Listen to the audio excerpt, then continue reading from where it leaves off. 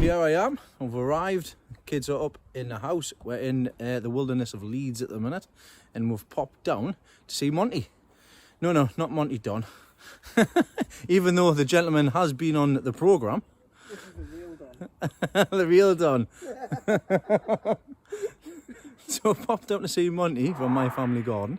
He's been kind enough to obviously let me in. And we're just coming to have a look around his allotment. Well, his allotment is his back garden. And he's got some absolutely fantastic space. And he's got loads of fantastic stuff growing in. I'll show you around a little bit, show you what he's got growing. And we're going to be having a few delights from the garden today as well. Some new things which we've not tried before, which is going to be good. So I'll give you a quick look around. So we've had a lot of rain today. Like I say, we've been in and out. It's been absolutely fantastic to come down. Monty and his lovely family of hospitality's been second to none. We've had a lovely meal, and we're just in the garden now since it stopped raining. He's been asking for rain for ages. And he's eventually getting it, a big downpour. But just giving us a quick look around the top garden, because he's got a humongous garden. It's huge. It's about 50 metres, he was saying, not 50 foot. So this isn't just it. It keeps going all the way down there as well. Looks a lot bigger on the video in person than it does in the videos. So we'll have a quick look around. Monty's going to guide us through as well. He's going to do a bit of recording as well. We're just starting at the top here. We've got lovely flowers, just lovely little seating area. He's got a lovely pond down there as well. Some beautiful flowers. Leslie loves these towering lilies. They're like tree lilies basically. So yeah, they're a tree lily. I mean, they're not anything fancy. I think we got them from Poundland. So it was either from Poundland or from locals. But yeah, they're not anything fancy, but they look absolutely beautiful. They do. Leslie's favourite flowers right next to each other. Roses and lilies. So this is my chicken house. I mean, these are the last few hens that we've got. A couple of bantams, and they're leghorns, so they lay white eggs. Those red hens, they're hatched at home, so they're about 4 or 5 years old. The black bantams, they're a lot older, so is the bluebell. But some of them are getting, I mean, we've had a bit of a tragedy over the last month. One of our neighbour's dog got in and killed one of the chickens, killed a couple of the chickens. And since then they've never been right. I mean, I've gotten them chicken vitamins and stuff like that, but they're just not perking up again. And since then we've had about 3-4 losses. So from There's the kids playing in the background. So from 15 chickens we're down to about 6 or 7. So it's quite a big loss that we've had recently. It's something that's upsetting, especially my mum, because these chickens are really her pets more than anything else. They're not even really pets. I've got 3 myself, and it's they start becoming members of the family. You look after them the same. You feed them, you water them, take care of them when they're ill. The thing is, the way my mum looks after them, she's out here first thing in the morning. First thing she'll do is make sure that the chickens have got fresh food, fresh water. At night time, she's out here at sunset, you know, making sure that they're tucked away inside. The section opposite where the chickens are, that's a little cottage garden. I love the crocosmia. I've got some myself in Ronnie's garden next door, and it's absolutely lovely. But I look forward to trying incorporating something like that into my allotment, because you can just leave that and it just self-seeds and things as well, which is great. It's self-sufficient. Obviously, you could need somewhere for the kids to play. Well, Monty as well, because I'm sure he likes using the slide and swings. Come on, I'll show you down. I'll show you down in the greenhouse and see what's going on. Come into the greenhouse, I'll show you what's in here. Fantastic. You built all this yourself, didn't you? Yeah, this is all I built. This is all a DIY job. Everything apart from the corner posts are recycled. So the corner posts and the plastic, the polycarbonate, that's bought, but everything else like this, it's all recycled. Timber that I've gathered from people who are doing extensions next door and stuff like that. I've just taken it out their skips. These doors, absolutely beautiful doors. I mean, we've done a bit of a bodge job on the painting, but they're really nice solid wood doors that someone was throwing out. I thought, I'll have them. The best thing to do is just repurpose. It'll be perfect for my greenhouse. So this is my hotbed, and this is the one that I set up last winter. And in this hotbed, I've got aubergines growing. I've got a few types of aubergines. I've got cayenne peppers, chilies at the front. So quite a few different things going on in here. Dean, you were saying you've not had aubergines before. I've never had aubergines before. So let's see. This is a nice big one. There you go. Now there's an aubergine for you. Oh, thank you very much. You can go and do something with that. We'll see what happens. Leslie, got an aubergine for you. But there's a nice aubergine for you. I'll put that in my pocket.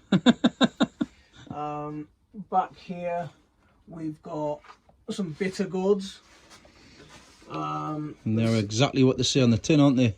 They're really bitter. I mean, if you haven't got, they're an acquired taste. So if you're not used to eating them, then you will find them very bitter. I mean, there's one there. They're also known as bitter melons. So there's one. It should get to about 6 inches when it's fully mature. But there are a few little ones dotted about. We picked the big ones up a few days ago and had them. But I don't grow many tomatoes inside because I find as long as you get them established indoors and then plant them outside, you don't need it. Unless you're trying to grow them late on into the season. Yeah. So I mean, this was the earliest tomato plant that I've got, and we've been picking off this tomato plant for the last few weeks now. So we're picking up fresh tomatoes every few days, and it's gone up and bent over. So I'm just going to leave it now. I mean, there's eight trusses on there. I just counted quickly there. Yeah. There's 8 trusses on there. That's huge, that. Keeping the leaves off as well for ventilation. Yeah, I mean, that's one of the things that I do is...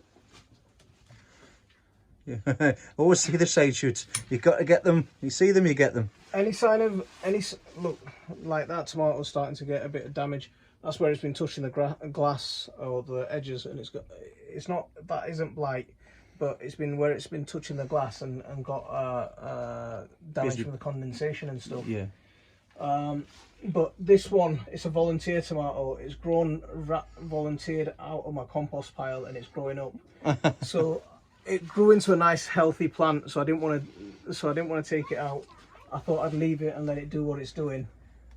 But while I'm here, I'm going to get rid of that side shoot. See, my son did that. He's grown some lawn lettuce. We've got African marigolds back here as companion plants. There's lots of basil planted. There's some basil planted back there, some basil underneath there. There's a ginger plant right here.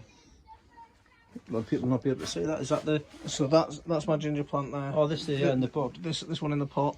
There's another one back there that's hiding in that pot. So Gary from Durham allotment, that's how you grow ginger.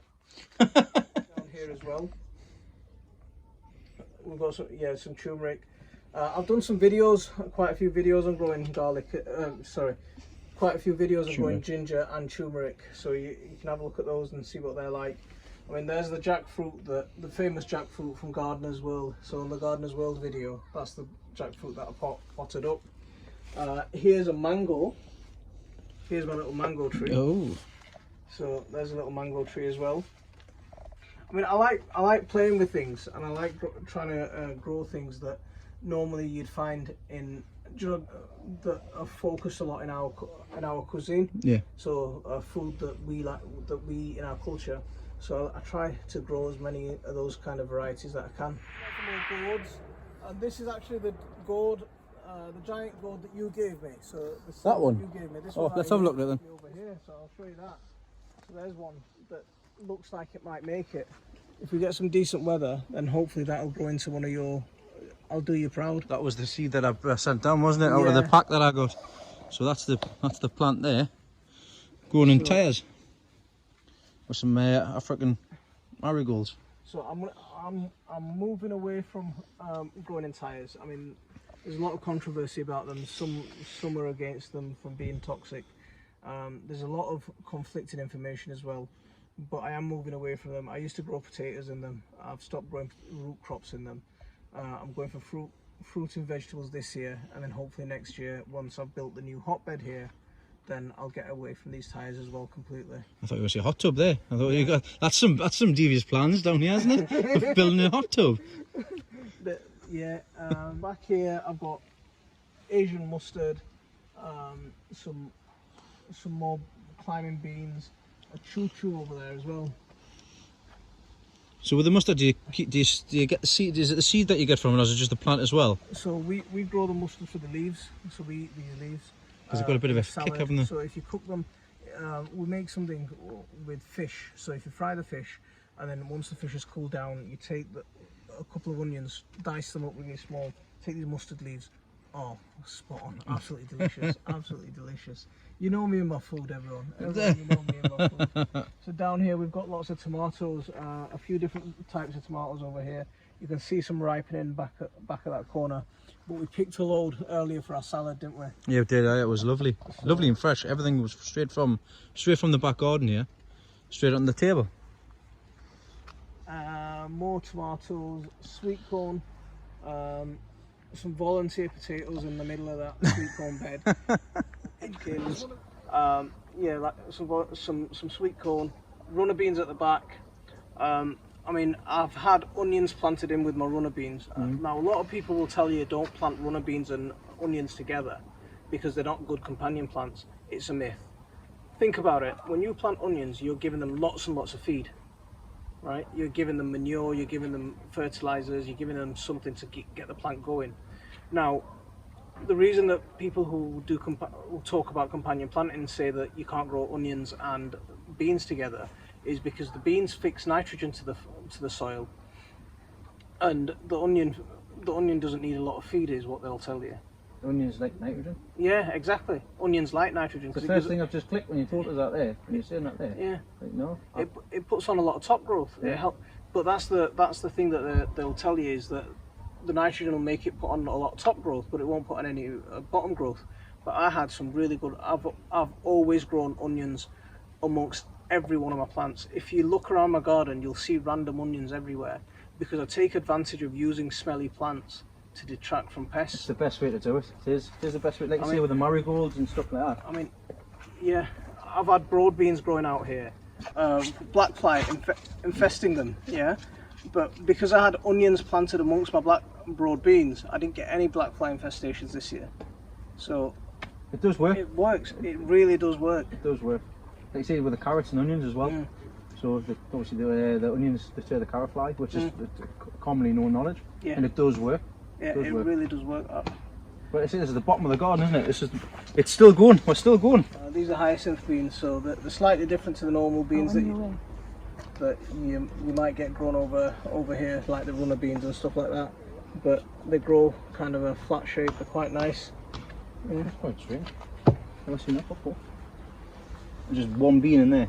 You don't grow them for the beans, you grow them for the pots. For the pods themselves? Yeah. Oh, okay, cool. So you pick them early on instead of being later on? So that's a good size to pick them. Yeah. Yeah. Because they're not that too developed. Yeah. I have to show you the size of my runner bean when we're finished. Because it's huge. I've got more gourds back here, so there's some gourds in these bags here. Yeah, this is something I don't grow, but it is something very interesting. And these things are huge. So this year they've not been very good. I mean, I've grown bigger, but these are a couple of the gourds that are on the vines. You picked one earlier, which is what we had for lunch.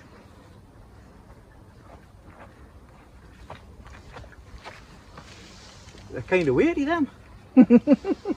Yeah, I think that's the biggest one this year. This is the biggest one. You were saying as well with the plastic bag around. There's a method in the madness. Yeah. It was for to keep the heat, wasn't it? The bag really helps keep that heat in, and because these are tropical plants, it keeps that heat in. It keeps them growing and keeps them producing. So it's a really handy little trick. I mean, I've done a video on it, so if you want to have a look at that, then you can do. This is why I'm carrying these scissors around with me. That's for you. It's a courgette. That's a courgette. That's a funny shaped courgette. So this year, I've not grown many of the traditional shaped long courgettes. All right. But what I've done is I've grown a lot of these round courgettes. So these are courgette tondo. They're not anywhere near as prolific as the long courgettes, but they are quite nice courgettes actually. That'll be cool. So you snip that off, and you can take that with you to match your aubergine. Excellent. There you go. I'm sure Leslie gets some tips for cooking that. Yeah. It kind of matches me, doesn't it? So that's not bad at all. That it's not. It's great. I mean, they're not really prolific like the other ones. So if you were looking for a variety that's a bit more laid back, this is the one. Yeah. Normally I wouldn't let them get that big. I'd take them a little bit smaller, but I was saving that one for you. Oh well, thank you very much. I'm going home with goodies as well. I love it. I love it. It's great. Okay, over here I've pulled loads of onions out of here, and I've replaced them with cabbages and kohlrabi. So they're going in, and hopefully they'll go into overwinter them. Yeah. And give us something early spring. And all your potatoes in the back here as well. Back here are my potatoes grown in wood chips. These are massive, isn't it? Sorry, it's just caught me eye. The size of this pea and pea pod. It's huge. Sorry, carry on. Yeah, they're supposed to be Monge 2 peas. That's a Monge 2 pea. That's a Monge 2. That's going to Monge with 60 people, lad. That's huge.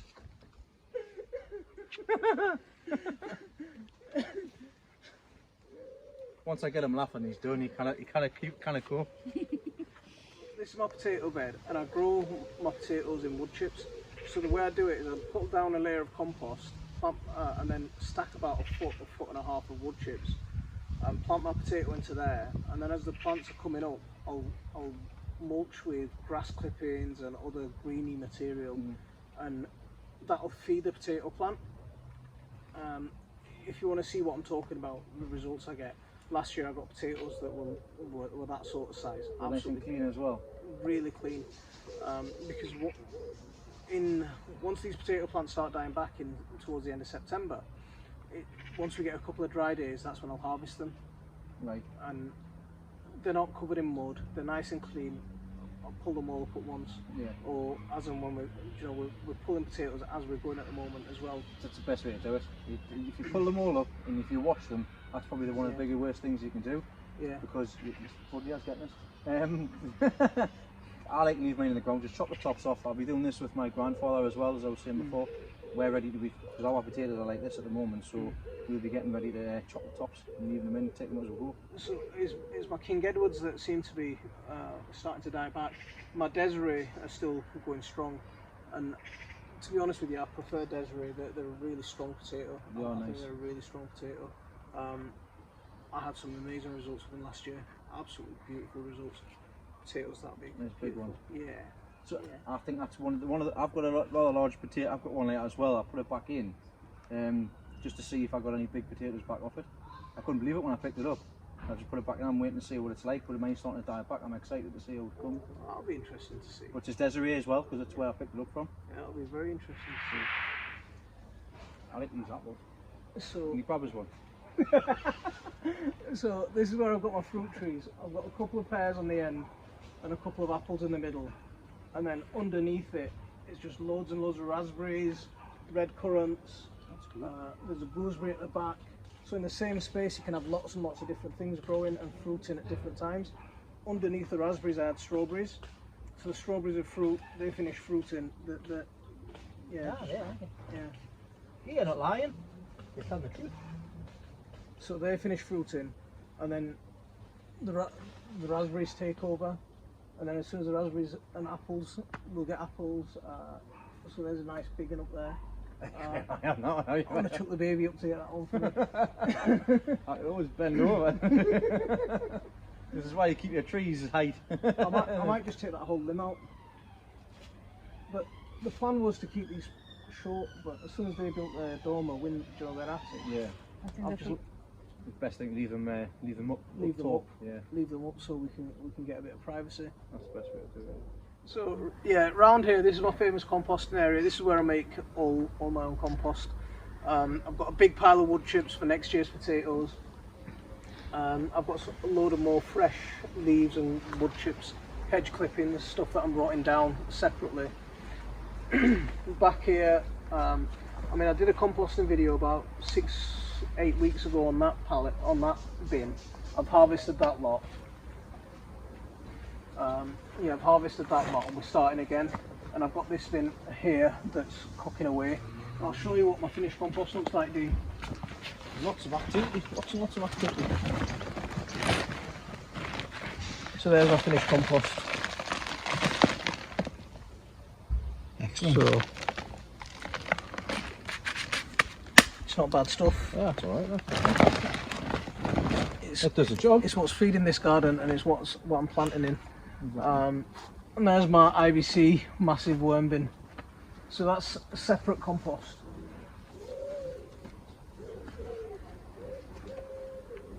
You know, Paul's lazy. Yeah. Done this bit. Oh, it's still going up towards the side. It's like a big, it's all the way around, isn't it? There's yeah. more sweet corn and things down here. No more elephants here. This is all my strawberry patch, my cherry tree. So we've had a good crop of cherries this year. Excellent. First year that we've had a really decent crop. Normally the birds get them, but this year there was enough for the birds and for us. I've chopped mine down. It was better, very better. Even that I left them for a long time. Was it? Chopped the whole tree down. Were those Morello cherries or I've got something? no idea what cherries they were because I inherited them with the garden. Same with the apple tree and the pear tree as well. But once again, if it's something that doesn't, if it's not going to get used, it gets removed. See, this is an eating cherry, so it's very sweet. Even when they're slightly yellow, they're still very sweet. Oh, cool. And the big juicy ones as well. It's something I wouldn't mind trying growing again, but I'll have to put that on the list. I mean, these trees, all these trees, are cheap trees, so they're like £5-6 trees. Yeah, and just leave them for a few years. Yeah, but that's the problem. When you buy a cheap tree, then you've got to wait for it. I mean, my apple trees are 8 years old. These are the first things I planted. Before I started on the rest of the garden, the first thing I did was get the apple fruit trees in. Yeah. I used to have a peach tree in the middle, but it just suffered with peach curl so bad. I just took it out. Is that with the ants and stuff like that, or is it the... It's a type of fungal disease.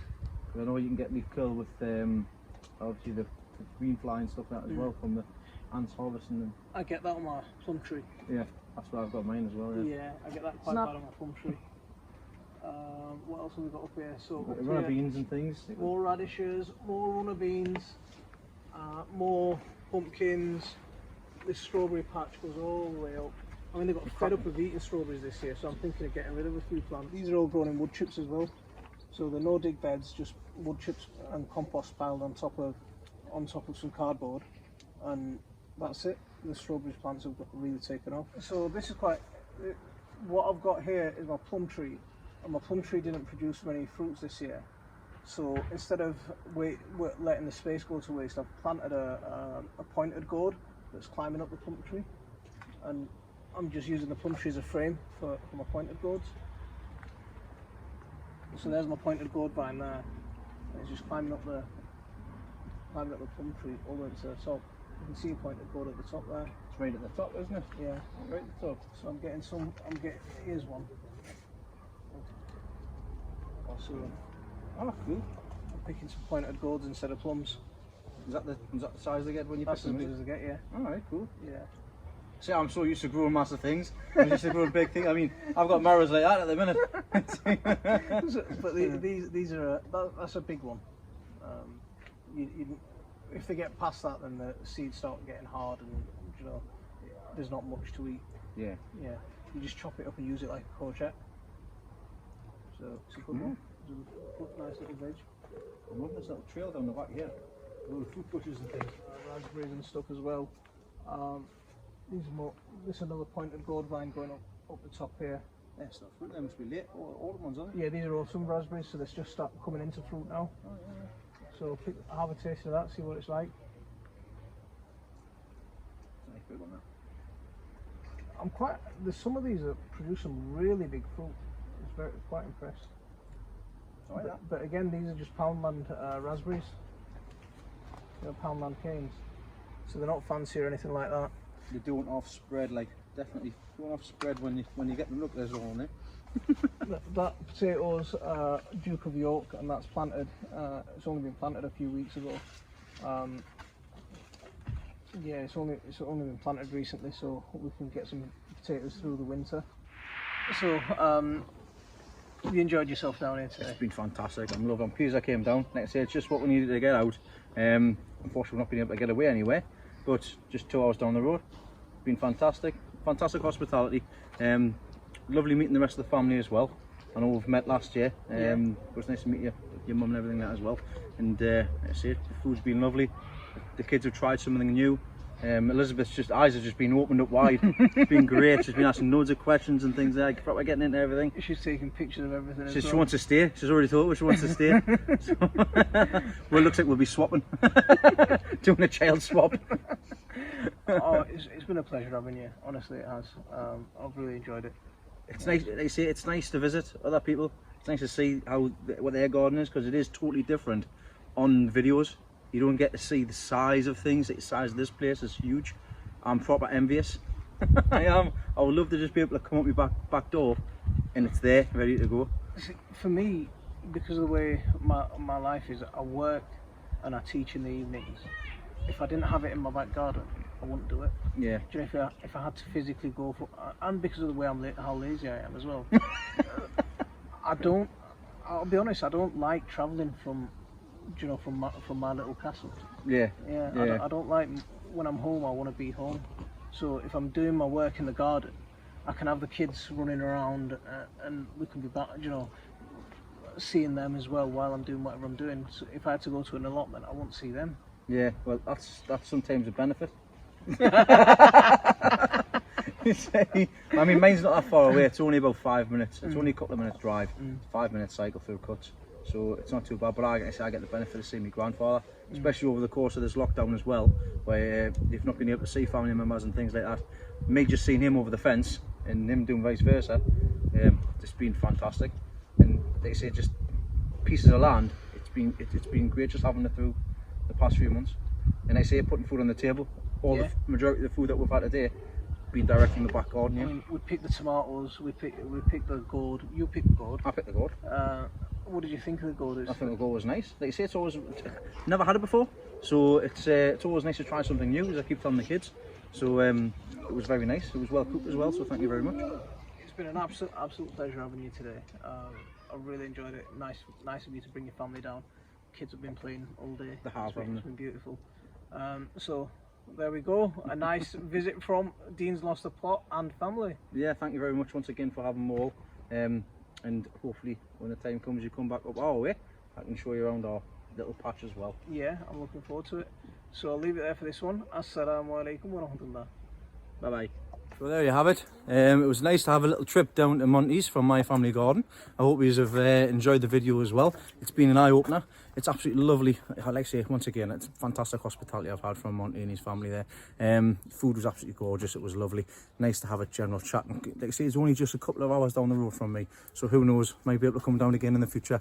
But it's nice to see everything as it is now grown.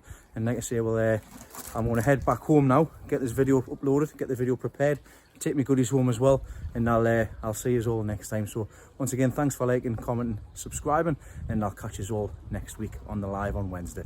See you then. And normally with broad beans you get a lot of black fly infestation. Infesting what? So back here I've got my pumpkin patch. There's a couple of pumpkins, same seed, but some are yellow, some are green and yellow, some are just green. These were supposed to be green, so these were supposed to grow with a green thick skin. Thick skull? I've got brains inside as well, have they? So around here, this is my famous composting area. So bless you. Just start. Well, wait a minute. If it's not people sneezing. Bless you. And so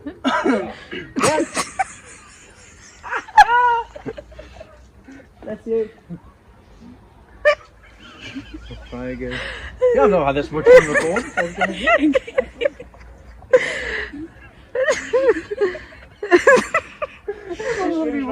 everyone's gonna be thinking, why is this guy walking around the whole video with a pair of scissors? Pair of scissors, it's for protection. Protection from the sneezing people. Sneezing.